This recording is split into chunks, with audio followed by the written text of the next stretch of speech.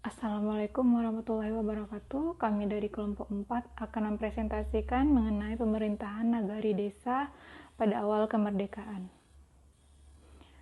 Kami beranggotakan 5 orang, di mana nanti akan disajikan oleh yang pertama saya sendiri, yang kemudian materi selanjutnya akan disambung oleh Mutiara Putri, dan selanjutnya akan disampaikan oleh Sofia Vira, kemudian Loli Marleni, dan yang terakhir yaitu Nadia Hairiza.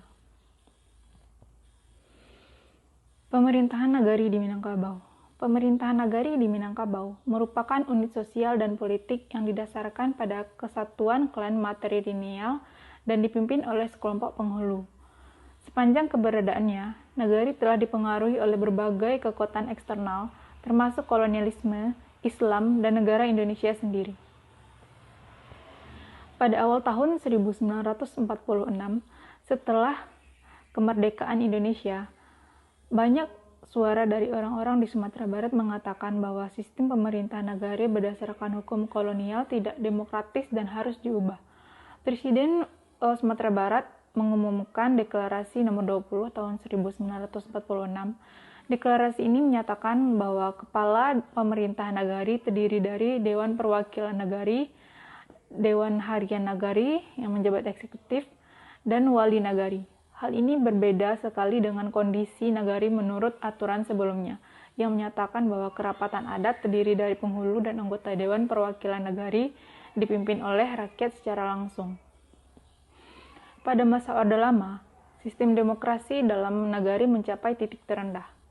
Ini berpangkal dari maklumat Presiden nomor 22 tahun 1946 yang menyatakan bahwa struktur lembaga Nagari terdiri dari Wali Nagari, Dewan Perwakilan Rakyat Nagari atau disingkat DPRN, dan Dewan Harian Nagari yang disingkat dengan DHN. Wali Nagari menjadi penguasa tunggal dalam Nagari karena ia juga sekaligus sebagai pemimpin DPRN dan DHN. Berdasarkan SK Gubernur nomor 50 GP/1950, selanjutnya Nagari dihapuskan dan diganti dengan pemerintahan wilayah. Hal tersebut menimbulkan keresahan dan tantangan dari masyarakat serta nenek mama pemangku adat.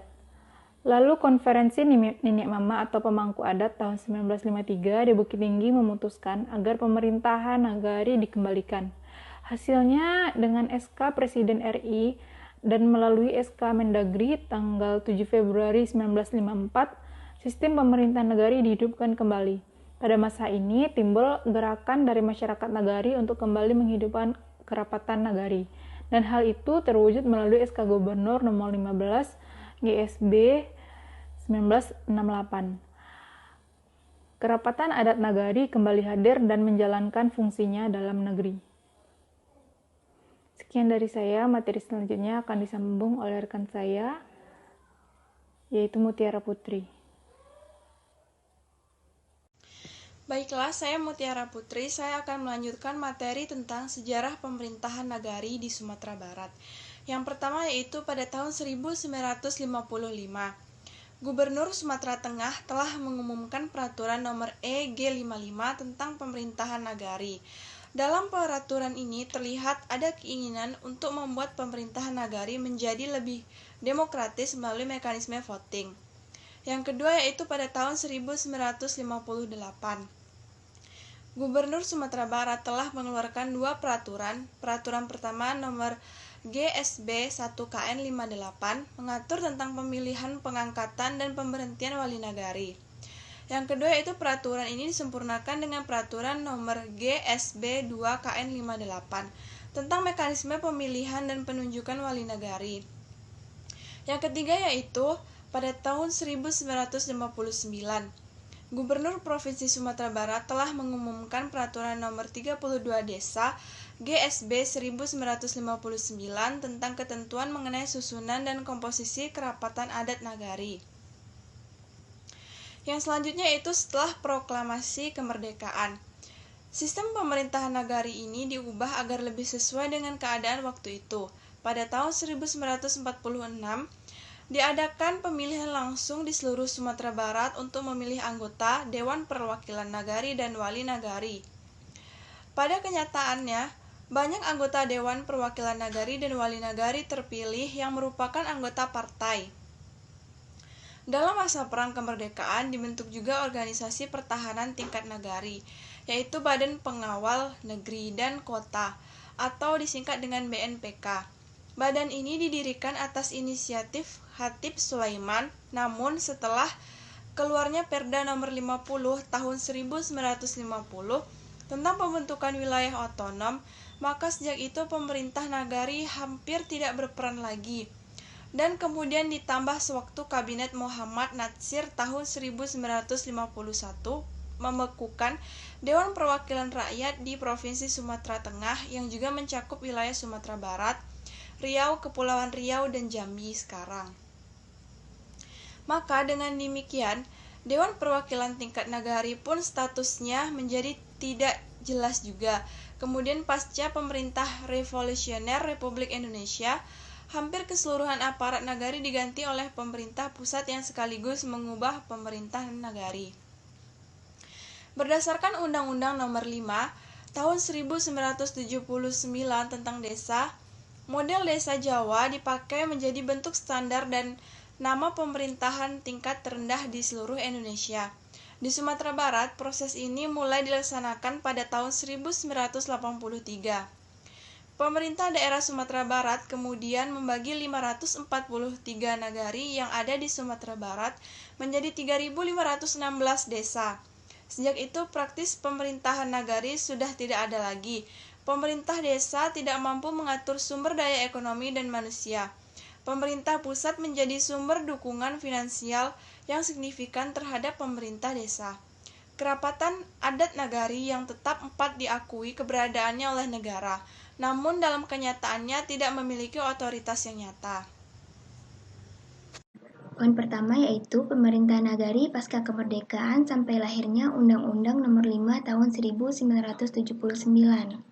Adapun sistem pemerintahan nagari pasca kemerdekaan menurut Manan tahun 1995 halaman 72, sistem pemerintahan nagari pasca kemerdekaan ini dipengaruhi oleh sistem pemerintahan yang dikembangkan di tingkat nasional. Berdasarkan maklumat Komite Karesidenan Sumatera Barat nomor 20 tahun 1946, unsur-unsur dari sistem pemerintahan nagari ada 3. Yang pertama ada Dewan Perwakilan Nagari atau DPN, yang kedua ada Dewan Harian Nagari atau DHN, dan yang ketiga ada Wali Nagari. Ini merupakan peraturan pertama yang menempatkan Kerapatan Nagari sebagai lembaga yang terbentuk secara genealogis sekaligus sebagai implementasi suku-suku yang ada di nagari tidak dilibatkan lagi dalam urusan-urusan pemerintah nagari.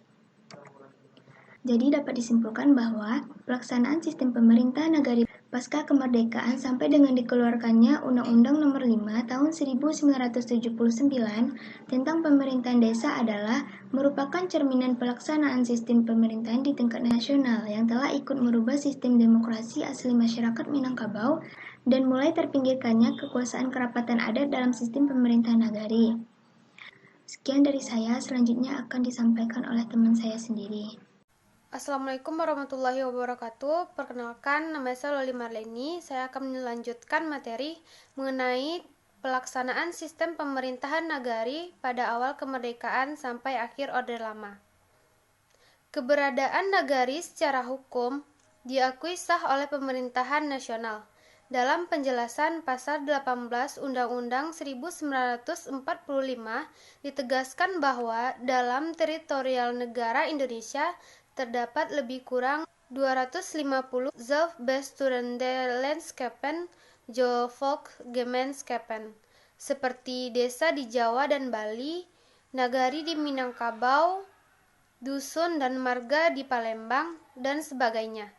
Sebagai subsistem dari sistem pemerintahan nasional, pelaksanaan sistem pemerintahan nagari pasca kemerdekaan dipengaruhi oleh sistem pemerintahan yang dikembangkan di tingkat nasional. Setelah kemerdekaan negara Republik Indonesia, pengaturan pemerintahan nagari dilakukan melalui surat keputusan Gubernur Sumatera Barat. Hal ini dilakukan mengingat belum adanya undang-undang nasional yang mengatur bentuk dan susunan pemerintahan terendah di bawah camat. Berdasarkan maklumat Komite Keresidenan Sumatera Barat nomor 20 tahun 1946, unsur-unsur dari sistem pemerintahan nagari adalah yang pertama yaitu Dewan Perwakilan Nagari atau DPN, yang kedua Dewan Harian Nagari atau DHN, dan yang terakhir yaitu Wali Nagari. Dengan demikian, inilah peraturan pertama yang menempatkan Kerapatan Nagari sebagai lembaga yang terbentuk secara genealogis, sekaligus sebagai implementasi suku-suku yang ada di nagari tidak dilibatkan lagi dalam urusan-urusan pemerintahan nagari. Karena penghulu-penghulu suku hanyalah salah satu unsur dalam Dewan Perwakilan Nagari. Selanjutnya, Kerapatan Adat Nagari atau yang disebut dengan KAN hanya mengurus hal-hal yang bertalian dengan urusan adat. Jadi, maklumat Komite Keresidenan Sumatera Barat nomor 20 tahun 1946 di atas telah merubah sistem demokrasi asli rakyat Minangkabau, yaitu pemerintahan rakyat oleh kerapatan daerah dengan sistem pemerintahan perwakilan rakyat. Bahkan mulai dikenalkan sistem pemungutan suara melalui voting yang merubah sistem musyawarah mufakat menurut adat yang terkenal dengan pepatah Minangkabau, yaitu bule aye dek pembuluh, bule kato dek mufakat, atau yang artinya bulat air karena pembuluh, bulat kata karena mufakat. Selanjutnya, dengan ketetapan Gubernur Sumatera Barat nomor 02/G55/1955, pelaksanaan sistem pemerintahan wilayah dikembalikan kepada bentuk semula, yaitu sistem pemerintahan nagari yang otonom. Terjadinya peristiwa PRRI di Sumatera Barat serta pelaksanaan demokrasi terpimpin di tingkat nasional kemudian ikut pula merubah sistem pemerintahan nagari. Dapat kita ambil kesimpulan bahwa pelaksanaan sistem pemerintahan nagari pasca kemerdekaan merupakan cerminan pelaksanaan sistem pemerintahan di tingkat nasional, yang telah ikut merubah sistem demokrasi asli masyarakat Minangkabau dan mulai terpinggirkannya kekuasaan kerapatan adat dalam sistem pemerintahan nagari. Artinya, sebagai republik mini, nagari tidak lagi mempunyai otonomi untuk mengatur dan mengurus rumah tangga nagari. Saya Nadia Riza akan melanjutkan materi selanjutnya, yaitu tentang faktor-faktor yang mempengaruhi sistem pemerintahan nagari. Nah, di sini ada 3 faktor yang mempengaruhi sistem pemerintahan nagari. Yang pertama yaitu ideologi. Ideologi merupakan ide ataupun alat. Nah, dalam pengertiannya, ideologi adalah alat untuk mencapai kehidupan yang sejahtera dan setara bagi semua lapisan masyarakat tanpa terkecuali. Contohnya pada nagari Padang Mage, yang mana mempunyai kata umum istilah adat basyandi syarak basyandi kitabullah, syarak mangato adat memakai, yang mana merupakan sebuah ideologi yang sangat kuat pada nagari Padang Mage. Yang kedua yaitu kebudayaan. Pada nagari Padang Mage atau suku Minangkabau yang pada umumnya memiliki sebuah kebudayaan yang bisa disebut dengan penenggang raso atau tanggapan rasa terhadap sesamanya.